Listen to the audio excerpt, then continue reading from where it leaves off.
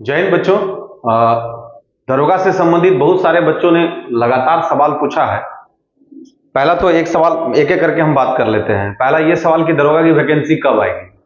बहुत अहम सवाल है। हर लोग इस पर काम करना चाह रहे हैं कि भाई आप कब तक, आखिर कब तक वेट करेगा। इस बीच में एक दरोगा से यानी सब इंस्पेक्टर पोस्ट का हमारे यहाँ वैकेंसी आता है। नाम है सब इंस्पेक्टर प्रोविजन और एक है आपका sub divisional fire station officer. देखिए सीट बहुत कम है और सीट इतना कम है कि लोग इसमें भी सवाल हमसे पूछ रहे हैं कि सर ये फॉर्म भरना चाहिए कि नहीं, बहुत कम सीट है। देखिए क्या है ना कि आपका काम है कि आपको अपना पार्टिसिपेशन देना है और एक तरह से आप कह सकते हैं कि ये दरोगा की परीक्षा आपका मॉक ड्रिल एक हो जाएगा। यानी नेक्स्ट जब एग्जामिनेशन होगा, देखिए दरोगा परीक्षा तो होना है और करीब करीब उस पर रोस्टर पर काम हो रहा है। और मेरे ख्याल से अभी तक तो हम इससे संबंधित बहुत सारे बच्चे हमसे सवाल पूछे, लेकिन उस पर संबंधित हम कुछ बहुत कंफर्म नहीं बता पाए हैं, क्योंकि जब तक कंफर्म न्यूज नहीं है तो बेकार का फालतू बात बोलिएगा तो उससे आपका रेपो डाउन होता है। और बहुत लोग बोलते हैं कि अब दरोगा की वैकेंसी आ रही है, लेकिन एक मामला जो आ रहा है वो मामला हमको समझ नहीं आ रहा है कि भाई सीट वाला सिस्टम में ये बोल रहा है कि लगभग 1300 के करीब सीट आएगा दरोगा में, यानी नेक्स्ट दरोगा आएगा। ये सीट का संख्या थोड़ा सा हमको लग रहा है, लेकिन हम जैसा हमको लगता है ना कि जब रोस्टर क्लियर होगा तो फिर और जो और भी जो नियुक्ति की प्रक्रिया, मतलब नियुक्ति की प्रक्रिया में जो जहां से सीट का विवरण जाएगा तो ये सीट का संख्या तो बढ़ेगा। ये तो कंफर्म है कि सीट का संख्या बढ़ेगा, तो सीट का संख्या बढ़ेगा, लेकिन एक जो तय डेट है वो तय डेट अभी तक क्लियर नहीं हो पाया है। और रही बात इस जोन का, तो इस जोन में तो हम कुछ बोल नहीं सकते हैं कि आप फॉर्म भरिए, इस फॉर्म को कैसे भरिए, क्योंकि ये टोटल जो प्रक्रिया है ना, टोटल प्रक्रिया आप समझिए कि दरोगा का ही है। चाहे उसका फिजिकल का प्रक्रिया हो, चाहे वो रिटन का प्रक्रिया हो, इसलिए ज्यादा इसमें समय लेंगे नहीं। रिटन की प्रक्रिया हो, फिजिकल का प्रक्रिया हो, जितना मापदंड आप दरोगा में देखते हैं सब इसमें मापदंड है। तो हम क्यों ना एक कह सकते हैं कि एक मॉक ड्रिल तो ले सकते हैं। इस एग्जामिनेशन में एक मॉक ड्रिल को तो एंट्री कर सकते हैं। देखिए किसी भी आयोजन होता है तो उसके पहले एक इवेंट कराया जाता है कि चलिए इसको डेमो करते हैं। इंटरव्यू में देखते होंगे कि मॉक इंटरव्यू कराया जाता है। तो मॉक इंटरव्यू का मतलब क्या होता है कि आप कम से कम उसके लिए तत्पर हैं, तैयार हैं कि नहीं। बहुत सारे बच्चे हमको फोन करके पूछे कि सर ये फॉर्म भरने से फायदा है, सर सीट देखिए जरा सा, ये सीट देखिएगा तो सर आपको समझ में आएगा कि क्यों भरे इस फॉर्म को। तो अब मान लीजिए कि सीट नहीं है तो कहीं कहीं पर तो आपको बहुत कम सीटों पर भी तो आपको आकर के फाइट करना पड़ता है। जैसे अब यहां पर देखिएगा नारक्षित बैकलॉग सहित है 18 और लेटरल एंट्री 35% लेटरल एंट्री। और बहुत सारा बच्चा ना एक सवाल हमेशा हमसे पूछते रहता है, उस सवाल को हम थोड़ा और क्लियर कर लें कि एक सवाल हमेशा पूछता है कि सर 35% लेटरल एंट्री का मतलब क्या होता है। एक्चुअली ये बच्चा नहीं पूछ रहा है, बच्ची पूछ रही 35% लेटरल एंट्री क्या है। तो हम एक बार और बताए थे इस मैटर पर कि जितना सीट है, यानी अनारक्षित है, ईडब्ल्यूएस है, या फिर ओबीसी है, या ईबीसी है, एससी है, एसटी है, जितना भी आपके पास सीट है लेटरली उसका 35% उसका आरक्षण की व्यवस्था है महिलाओं के लिए। यानी महिलाओं के लिए लेटरल एंट्री है 35%। एक बात।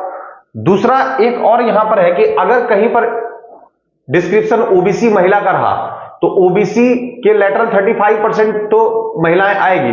अब एक यहां पर देखिएगा कि पोजीशन बड़ा सिस्टम है कि मान लीजिए कि ओबीसी का सीट है, ओबीसी इसको जनरल मानिए। जैसे कि शतरंज में एक देखते होंगे कि वुमेन ग्रैंड मास्टर और मेन ग्रैंड मास्टर होता है, तो आप देखते होंगे कि मेन ग्रैंड मास्टर में वुमेन क्वालिफाई कर जाती है। तो वही बात है कि ओबीसी के अपने कैटेगरी में महिलाएं एंट्री कर सकती है, लेकिन महिलाओं के लिए अलग से 35% लेटरल एंट्री है।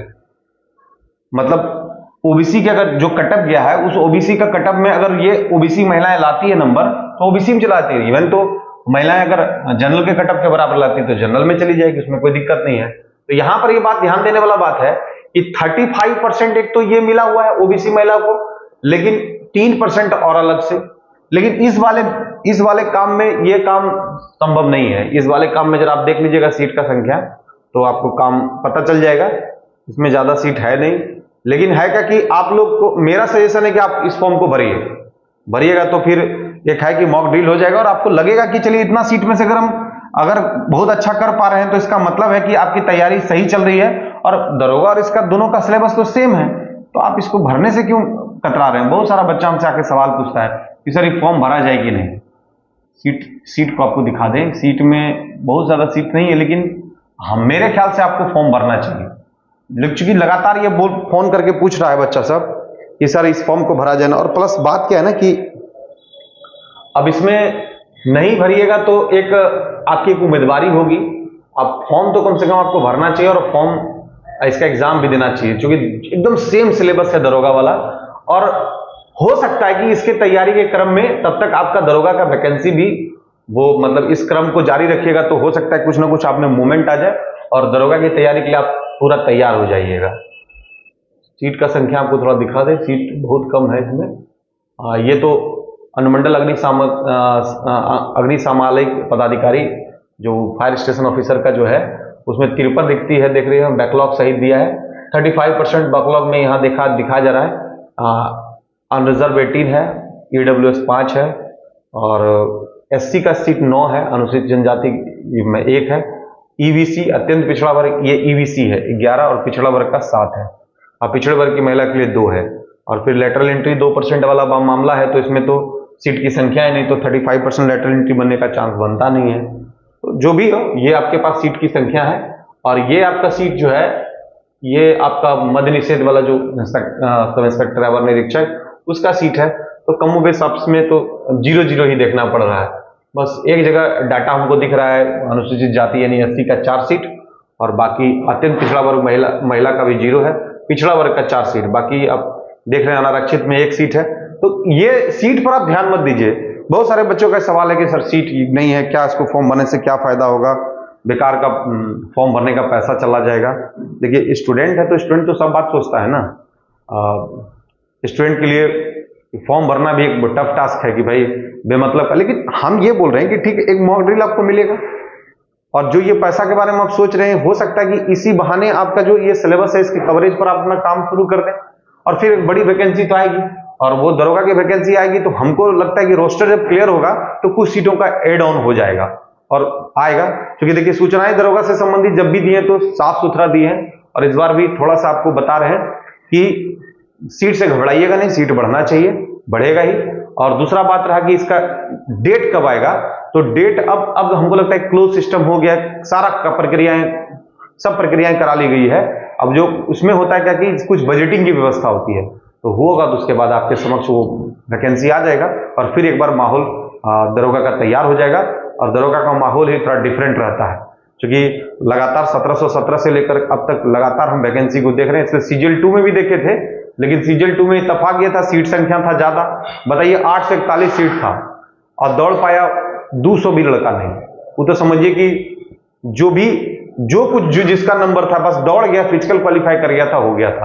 क्योंकि उस समय 6 मिनट वाला मामला भी था, अब तो 6.5 मिनट वाला मामला है, तो थोड़ा ज्यादा क्वालिफाई कर जाते हैं और मेरिट का थोड़ा सा असर हो जाता है। खैर घबराने की जरूरत नहीं है, दरोगा वैकेंसी आएगा। दरोगा का जो पैटर्न है एकदम सही है और उस पैटर्न पर आप अपनी तैयारी को बनाए रखिए, कंटिन्यूटी बनाई रखिए, कंसिस्टेंसी बनाइए और घबराइएगा नहीं। क्योंकि हम जानते हैं कि जब बच्चों को लगता है कि अब जल्द से जल्द कुछ होना चाहिए, बेचैनी तो लाजमी है। कारण है क्या कि जो बच्चे कभी ना कभी 1 नंबर 1.5 नंबर या आधे नंबर से छठे हैं, उसके अंदर तो और तूफान चल रहा होगा, तो जल्द से जल्द वैकेंसी आए ताकि इस चीज को प्रूव करें। तो वैकेंसी आएगा, आप अपने आप को तैयार कीजिए और मेंटली थोड़ा सा कूल रहिए और अपने फिजिकल एक्टिविटीज को बनाए रखिएगा। फिजिकल एक्टिविटीज को भी बनाए रखिए, काहे कि होता है कि कभी कभी कुछ बच्चों को लगता है कि नहीं सर लास्ट में आएगा तो दौड़ जाएंगे, और बहुत सारे बच्चे छट गए। इसलिए ध्यान रखिएगा, इस फॉर्म को भरिए और इस फॉर्म को मॉक ड्रिल समझिएगा। एक हम ऐसे ही मॉक इंटरव्यू जैसे देता है लोग, उसी तरह मॉक टाइप का इसको समझ लीजिएगा। इस परीक्षा को जरूर दीजिएगा, निश्चित रूप से एक बड़ा एक्सपीरियंस मिलेगा। जय हिंद, जय भारत।